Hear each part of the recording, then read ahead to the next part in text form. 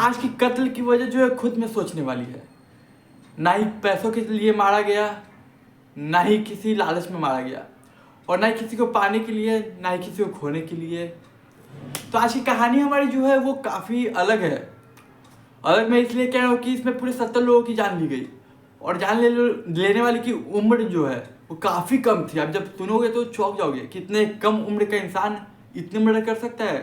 शायद आपको भी विश्वास ना हो, लेकिन ये कहानी सच्ची है। कुछ लोग मारते हैं पैसों के लिए, तो कुछ लोग मारते हैं धोखा मिलने पर। लेकिन ये कहानी बिल्कुल अलग है। तो चलिए इस कहानी को शुरू करते हैं। तो हेलो नमस्कार, मेरा नाम है विवेक सिंह और आपका एक नई कहानी में स्वागत है। तो चलिए कहानी शुरू करते हैं। तो ये कहानी राजस्थान के जयपुर की 1978 की कहानी है। अचानक एक रोज पब्लिक को एक आदमी की लाश मिलती है, तो वो डर जाते हैं और पुलिस को कंप्लेंट करते हैं। तो पुलिस वहाँ पे मौके वारदात पे पहुँचती है, सभी को थोड़ी दूर करती है ताकि अच्छे से चेक कर पाए। जब मौके पहुँचती है और चेक करते हैं पुलिस, तो जो इंसान मरा हुआ पाया जाता है उसके पास से कोई जानकारी नहीं मिलती, कोई प्रूफ नहीं मिलता जिससे उसका नाम या उसकी शिनाख्त हो सके। तो देखने से लाश को इतना पता चलता है कि लाश की गर्दन की हड्डी टूटी हुई है, और ठीक कान के पीछे, इस इलाका में कान के पीछे कुछ चोटें लगी हुई है। तो अब पुलिस उसे पोस्टमार्टम के लिए फॉरेंसिक टीम को बुलाकर भेज देती है। फॉरेंसिक टीम आती है और पोस्टमार्टम के लिए ले जाती है। फिर ये फाइल केस चलता है। फिर कुछ दिनों बाद जयपुर से थोड़ी दूरी पे फिर एक लाश मिलती है। उस लाश की भी शिनाख्त नहीं होती है, और उसकी भी गर्दन की हड्डी टूटी होती है, कानों के पीछे चोट लगा होता है। फिर कुछ दूरी पे कुछ दिनों बाद फिर एक लाश मिलती है, उसकी भी सेम गर्दन की हड्डी टूटी हुई, कानों के पीछे निशान, चोटें। लेकिन फिर ये लाशों की संख्या बढ़ती जाती है, 10, 12, 15, 20 हो जाती है। लेकिन किसी पे इसका ध्यान नहीं जाता, क्योंकि ये राजस्थान के अलग अलग जगहों पे हो रही थी। उस समय अखबार मीडिया भी उतनी तेज नहीं थी, लेकिन फिर भी कोई मीडिया वालों ने एक छोटा सा लाइन में इसके बारे में जिक्र किया था कि राजस्थान में, जयपुर में यहाँ वहाँ ऐसी कत्लें हो रही हैं जिनका पैटर्न सेम है, कि गला का हड्डी टूटा हुआ है, कानों के पीछे चोटें लगी हुई है। बट किसी ने ध्यान नहीं दिया, और मीडिया ने भी उतने तेज़ी से खबर को नहीं चलाया, उतना ध्यान देके नहीं चलाया, क्योंकि कोई बड़ी बात नहीं थी शायद उनके लिए उस समय। तो ऐसे ही एक दिन क्या होता है कि एक दिन बड़े अधिकारी, राजस्थान के बड़े अधिकारी बैठे हुए होते हैं, चाय पी रहे होते हैं अपने ऑफिस में। तो उनकी नज़रें उस खबर की छोटी लाइनों पे पड़ती है। वो पढ़ते हैं जब उस खबर को, उसमें ज़्यादा इन्फॉर्मेशन तो नहीं होता, लेकिन उसमें कुछ लाइनें मेंशन होती है कि अचानक राजस्थान में एक ऐसे कत्ल हो रहे हैं जिनके मारने का पैटर्न जो है वो सेम है। उनका मारने का पैटर्न जो है वो है गर्दन की हड्डी टूटी हुई, कानों के पीछे कुछ चोट लगा हुआ है। तो वो ध्यान देते हैं। फिर थानों को कांटेक्ट करते हैं कि क्या सच में एक थाना में ऐसे केस है नहीं है। तो पता चलता है ऐसा हो रहा है केस है, जबकि उस समय कम्युनिकेशन कुछ खास नहीं हो पाती थानों के आपस में। तो इस केस कभी कनेक्ट नहीं हो पाया एक दूसरे से, किसी और थाने वाले किसी और थाने से कनेक्ट नहीं हो पाया कि ऐसा मेरे पास हुआ, मेरे साथ हुआ है, मेरे थानों में केस आया है।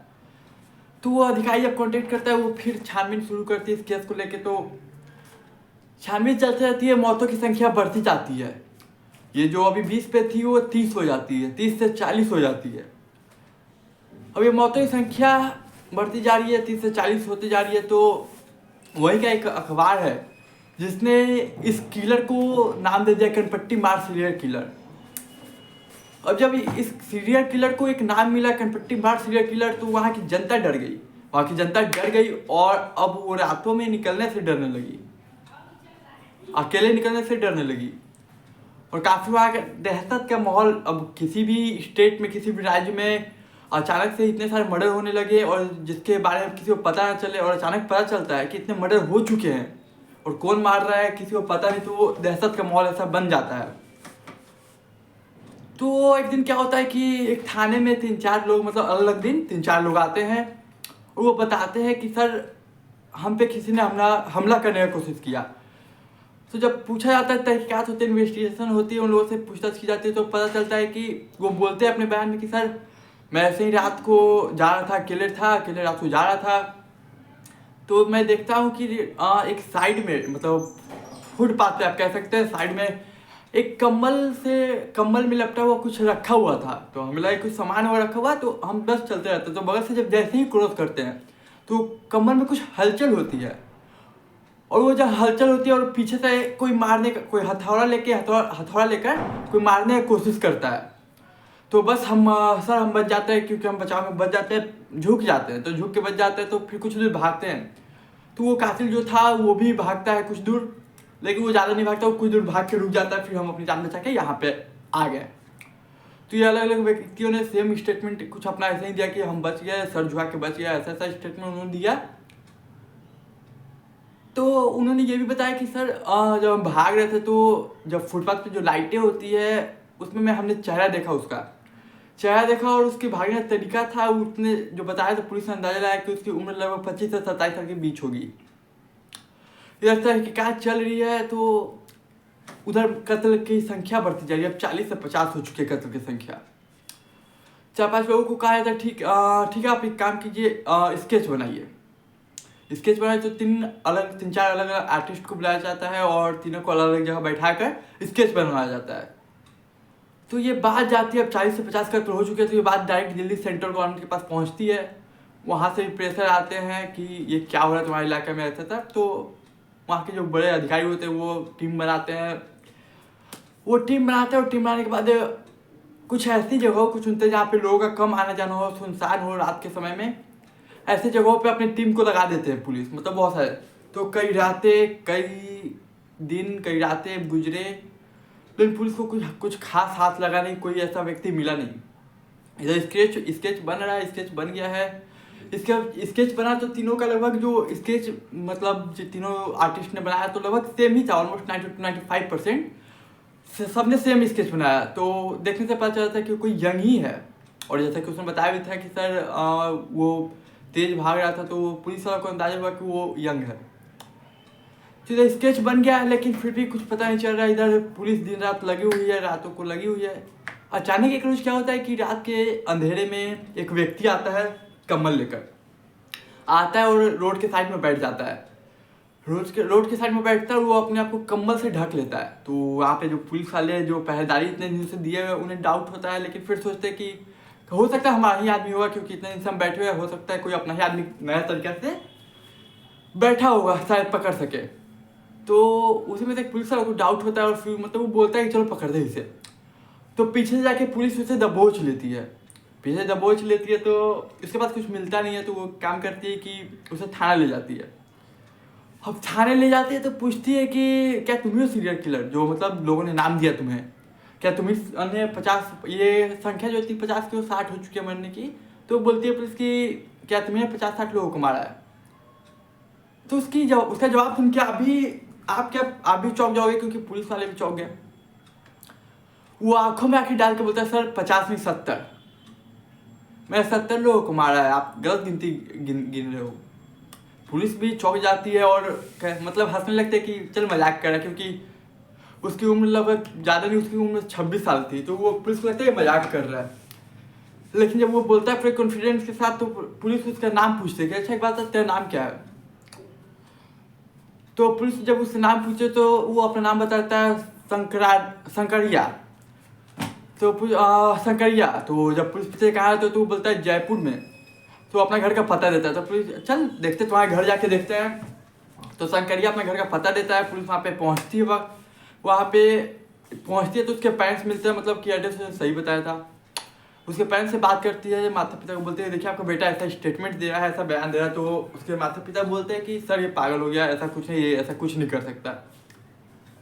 तो बोलते अच्छा एक बात बताइए, इसका डेली रूटीन बताइए, आपकी डेली रूटीन ये क्या करता है, कहाँ जाता है कहाँ नहीं जाता है। तो उसके घर वालों ने बताया कि सर ऐसे तो दिन में ये घर में रहता है, बस कभी कभी रातों को अपने दोस्तों के पास चला जाता है घूमने फिरने। कभी दोस्तों के साथ रात को निकल जाता है घूमने फिरने, फिर वापस आ जाता है। तो पुलिस ने कहा अच्छा तूने मर्डर किया तो एक बात बताओ, वो जो हथियार था वो तुमने कहाँ रखा है।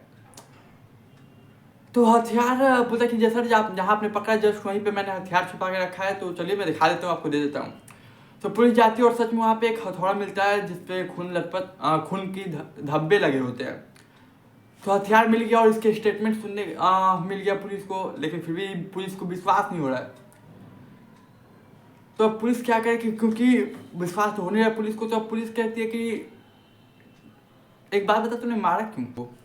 तुम खुद कह रहे हो कि 70 लोगों को मारा, तो आखिर तुमने मारा क्यों? क्या वजह थी मारने की? तो वो बताता, सर मेरा जन्म 1952 में हुआ था, तो मेरे माँ बाप चाहते थे कि मैं पढ़ लिख कुछ अच्छा करूँ, मेरी पढ़ाई लिखाई अच्छी स्कूलिंग से हुई है।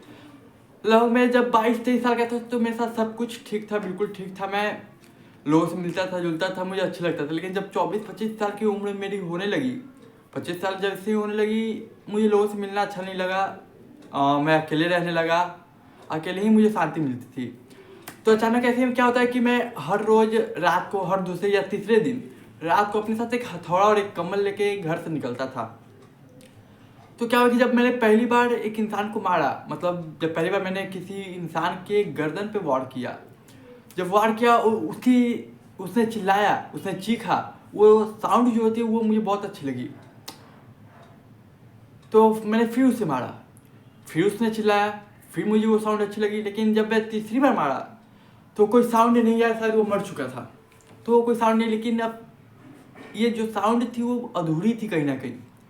मतलब ये जो मैंने मारा वो मुझे सुनने में बहुत अच्छा लगा, ये साउंड जो वो चिल्ला रहा था, चीखा था, मुझे बहुत अच्छा लगा सुनने में। जब सुनने में अच्छा लगा तो मैंने तीसरा बार मारा तो कोई साउंड नहीं आया। तो अब मेरी कहीं ना कहीं ये अधूरी रह गई थी कि मुझे और भी सुननी थी ये साउंड। तो फिर दूसरे या तीसरे दिन मैं फिर निकला, सुनसान इलाके में गया जहाँ पे अकेले लोग मतलब चल रहे, मैं उन्हीं को चूज करता था, क्योंकि मुझे पता था कि अगर 3-4 लोगों के सामने किसी को मारूंगा तो वो मुझे पकड़ लेंगे, फिर मैं पकड़ा जाऊंगा। तो मैं ऐसे ही हर कत्ल करते गया। बाकायदा उसने हर कत्ल की लगभग 50 कत्ल की तारीख बताई कि इस इलाका में मैंने इस तारीख को मारा है। और जब पुलिस ने खंगाला रिकॉर्ड उस तारीख में, तो एक रिकॉर्ड पाया गया और ये बात सच थी। उसने तारीख से भी सच बताई थी। तो ये बताया कि सर मैंने 2-3 सबको मारते गया, क्योंकि मुझे सिर्फ और सिर्फ वो साउंड सुनना था, क्योंकि मुझे सुकून मिलता था वो साउंड सुनने से। लोगों की चिल्लाहट, चीखने की आवाज़ सुन के संतुष्टि मिलती थी, कानों को अच्छा लगता था। बस सिर्फ मैंने इसीलिए मारा। तो ये सीरियल किलर की कहानी जो है पूरे अखबारों में, पूरी मीडिया में जब छपती है, ये हाई कोर्ट तक जाती है, सुप्रीम कोर्ट तक जाती है, लोअर कोर्ट तक जाती है, पूरे देश में फैल जाती है। और इसे फांसी की सज़ा भी बहुत जल्दी हो जाती है। सबसे पहले ये केस जाता है लोअर कोर्ट, वहाँ उसे सज़ा सुनाई जाती है। फिर हाई कोर्ट जाता है, वहाँ भी इसे सज़ा सुनाई जाती है। फिर सुप्रीम कोर्ट जाता है, वहाँ भी सज़ा सुनाई जाती है। सभी इतने डरे हुए थे, वहाँ का जो राजस्थान था वहाँ के लोग काफ़ी डरे हुए थे। और बाकायदा ये हर जगह जाके जो बयान दे रहा था कि मैंने 70 लोगों को मारा है, ऐसे मारा है, इस तारीख को मारा है, वो उसने कहीं अपने सुप्रीम कोर्ट, हाई कोर्ट कहीं भी अपना बयान नहीं बदला। तो सभी कोर्ट ने भी इसे फांसी की सज़ा दे दी। तो इसे लगभग 1979 16 मई 1979 को सज़ा मिली। और ये इसकी गिरफ्तारी हुई थी सब 1979 फर्स्ट वीक ऑफ जनवरी में, आई थिंक इसकी गिरफ्तारी हो चुकी थी। तो यही हमारी कहानी थी, एक इंसान जिसने सिर्फ मज़े के लिए कत्ल किया, वो भी पूरे 70 कत्ल किए। इसकी उम्र लगभग 26 साल थी मात्र, कुछ ज़्यादा एज था नहीं। जो लोग भी ये कहानी सुने वो उन्हें बड़ा आश्चर्य हुआ। तो ये हमारी ऐसी कहानी थी। आमतौर पे तो फांसी की सज़ा देने के लिए काफ़ी लंबे समय का इंतजार करना पड़ता है।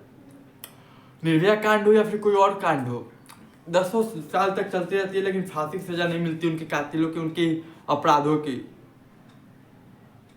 लेकिन इस केस में ये सबसे शायद फास्टेस्ट केस था जिसमें इतनी जल्दी फांसी की सज़ा सुनाई गई।